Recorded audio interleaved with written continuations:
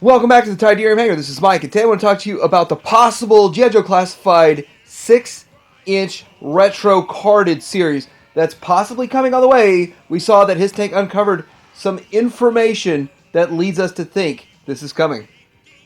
We're going to talk about all of the possible pluses and minuses, the good and the bad, but we've already seen this before with Star Wars 40th Anniversary and the Black Series line. So we'll discuss this. We'll show the differences and the similarities coming up.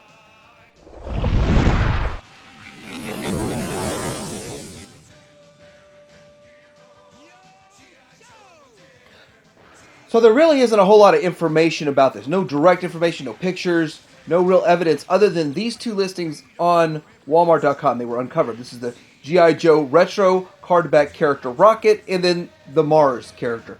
Priced at the $22.99, so obviously these are going to be the 6-inch scale figures. These are not going to be the old retro. And so many questions come from this. Will this be a Walmart exclusive? How many figures will there be? How many will be packed per case? How many other characters will be coming along? Will we just get these two? But let's take a look at the possibilities. First, I want to talk about Baroness, and if Baroness is indeed one of those in there, then it would be awesome to get a Baroness that is single packed.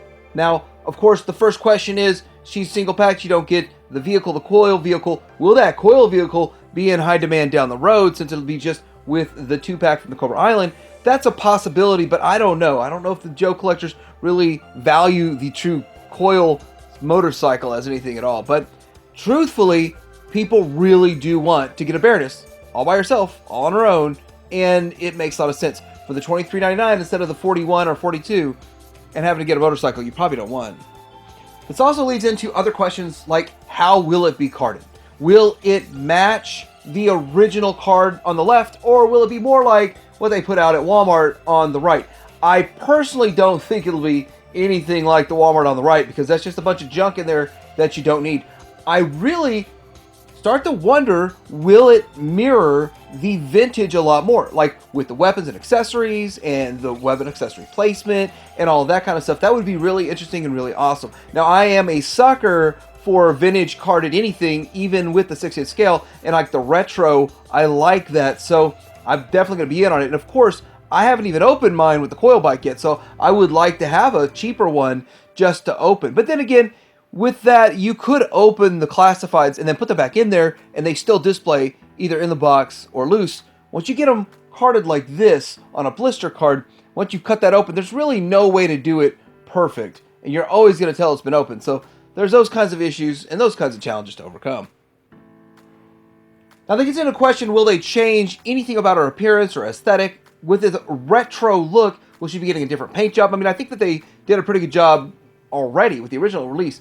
So what would they change? Well, usually you can look to the Star Wars Black Series to find out that, and they usually don't change a whole lot. So I'm thinking it's almost going to be a direct repack, maybe some slight variations here and there. And with the Star Wars Black Series, there's usually some sort of a photoreal face update, but I don't think that's going to happen on this one. Hopefully, we do get new weapons and accessories.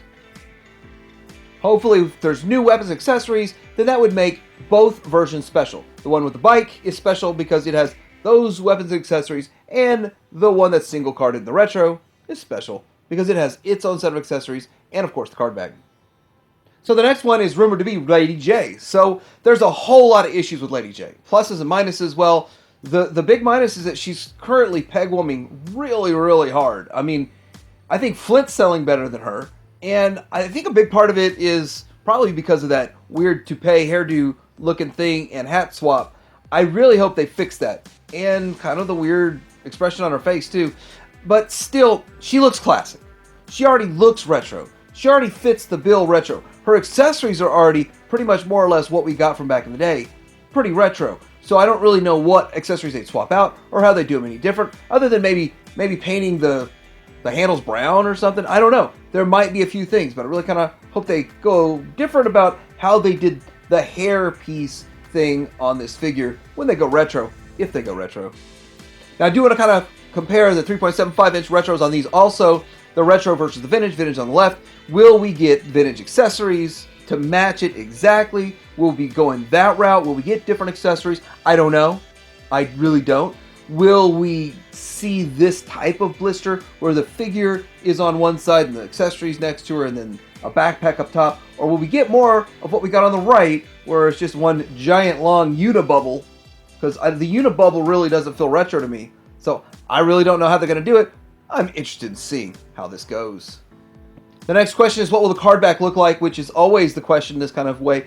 And I really think like a checklist would be nice. You know, what they could do, they have multiple options here. First off, they could say, we're going to do a full-on retro line, and we're going to reissue every figure, and we're going to put them all on retro card backs, which wouldn't surprise me if they did that. That would be so Hasbro. But moreover than that, maybe they're just going to do 6 or 8 or 12, and then you can start doing the checklist on the backs of it. So I like the checklist on the back of it from back in the day. It looks really good. And will they feature the actual character, the figure, or the artwork? I would think they would go the artwork. I would hope they go the artwork. And that kind of gets into what artwork are they going to use? How are they going to do it? So many questions. It's kind of exciting if you think about it. So now we really got to get into looking at what did Hasbro do with the Star Wars Black Series 40th anniversary figures and characters. And so with this, what they did is they put out reissue figures. So every one of the figures was a reissue, and it was on a wonderful card back. And in my mind, I was thinking, if I knew they were doing this all the time, I wouldn't have bought these figures in the standard box. Now, you've got multiple different types of collectors. Everybody collects a little bit different, and a lot of the people say, I want it on the first run. Like whatever it came out first, that's what I want, that's how I want to collect. You got other people that say, well, I want every iteration. So if they put R2-D2 out 17 times, I have to have all 17. So, and I'm not falling into that category anymore. I'm not falling for that trick twice, Hasbro. But with that, these are all reissues. Now, R2-D2 was a really expensive figure, and I think the vast majority of these were climbing in price, but R2-D2 and the Han were the ones that were higher priced. So when they put them out, it kind of lowered the price, increased availability, and collectors that missed out had their opportunity to buy them. I think they're going to do the same thing here with this retro line. What really kills it, and I know this picture's kind of fuzzy, but I wanted to drill this point home, is they had a terrible case breakdown. An absolutely horrible case breakdown to where 2 Leias, when everybody already had a Leia, and a Luke, and a Ben, and most people only wanted the R2-D2 and the Han, yet they doubled down on the figures everyone already had. That was already easy to get. And they only put one of each, R2-D2 and Han, in there. Made absolutely no sense. So as you can guess, just looking at this, what 3 figures peg-warmed? What 3 figures? They hit clearance down to $7. I mean, that was good for me. I picked a few extras up. But still, that was a bad case assortment. And sadly, I could see the same exact thing happening with G.I. Joe. So now, not every one was a repack. Not every single figure that they put out was a repack. So if you look at this, the Rebel Trooper was an all-new figure. All-new figure. But then later on, they repacked it into the standard box. And then I think the Luke Skywalker in this was more of like an Empire Strikes Back version, flying the snowspeeder. There's some sort of differences in there.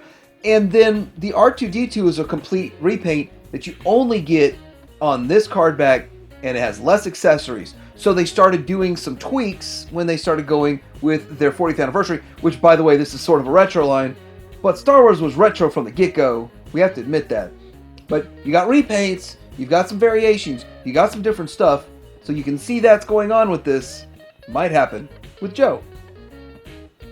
And of course, looking at this here, we've got more characters put out that we want. And so when you look at it, you got a Chewbacca. Like everybody was needing a Chewbacca again, I guess, for the 15th time. But a lot of people that started collecting Star Wars Black Series later in the game, and there wasn't a Chewbacca on the shelf, this was an opportunity for them to get that Chewbacca. Same thing with Boba Fett, same thing with Darth Vader. And actually, Darth Vader for a long time was hard to get. And then they made Darth Vader the cheapest figure in the line. So through this, it was crazy. And Snowtrooper, you start seeing they're starting to implement troop building into this, and that's a good aspect. Troop building, adding troop builders to this, the reissues with troop builders is smart. And then, of course, different iterations of the same character that they actually put out. This guy in a 2-pack. So you can even get them separate right here, or in a 2-pack in the main line. Now, what really perplexes me about how Hasbro operates and thinks is they also put out what they call an archive wave. So the archive wave, to me, is exactly the same thing as the 40th anniversary. Like, it's the same figures, it's the same characters. They've done almost every one of these characters on a retro card back, most of them. And then they're going to put it out on Archive Wave, so it's yet a different packaging. But you already have packaging from the 40th anniversary. So, yes, it's making it special if you buy the 40th anniversary stuff when it's available. But now we got the Archive. The reason they do this is because these are smaller card backs, take up less space at retail, and retailers like that. That makes me wonder, are they going to skimp on the size? And will we actually get a retro carded figure that looks like this? I hope not. So now that we kind of see what they did with Star Wars, a lot of people are going to say, well, they might do what they did with Marvel Universe Retro, and I don't think that compares at all, because that's Marvel Universe is just so many different things going on that's different. Yeah, it's got some nice card backs to it, but this is a cohesive line with G.I. Joe, and so is Star Wars. I think that makes a lot more sense. So, looking at this, is this going to be a Walmart exclusive? And if it is a Walmart exclusive, how healthy of a delivery are we going to get? Now, we've seen that Walmart exclusive was hit and miss when it comes to the 3.75-inch line. So the 6-inch line, would it be any better? Or would it be like the Cobra Island? So that's one of those things. If they're all reissues and only the people that really care go for it, then that's good. But if they're going to start integrating some recolors that we really want, then that might actually be bad. I think the vast majority of Joe collectors would like to see Gung-Ho in his classic colors. Not just this new updated look, but his classic colors. I think a lot of people want that. And if that becomes an exclusive to Walmart only, and it's a chase, hard to get figure, which they would pack one per case, knowing Hasbro, then that might be a bit of a challenge to collectors. And Gung-Ho himself, which was only in one wave, I don't know if they've carried him forward, I didn't see that anywhere, but if they did, well, kudos.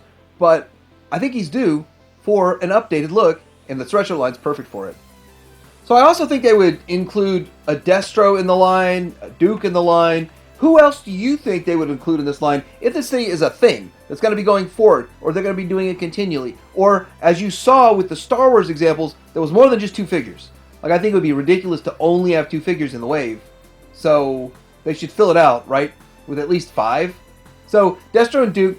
Destro because, well, Destro came and he went, and he's a very good figure. I think he looks great. He already looks pretty retro himself.